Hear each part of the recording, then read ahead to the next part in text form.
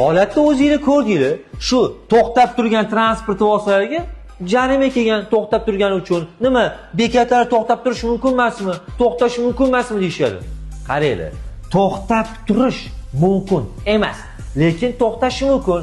Yo'l harakat qoidalarini 91-bandiga binoan agar yo'nalishli transport vositalariga xalaqit bermasanglar, kelasizlar bekatlarda, odamlarni tushib chiqarasizlar, yana ketasizlar.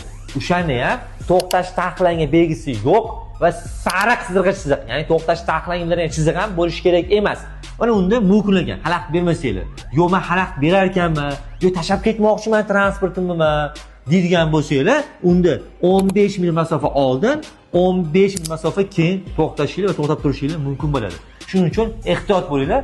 Bekatda taqiqlovchi belgi bo'lmasa, xalaqit bermasanglar, odam tushib chiqarishingiz mumkin. Qoidalarga rioya qilinglar. Videolarimiz manfaatli bo'lgan bo'lsa, like bosib qo'yishingizdan chiqmasin.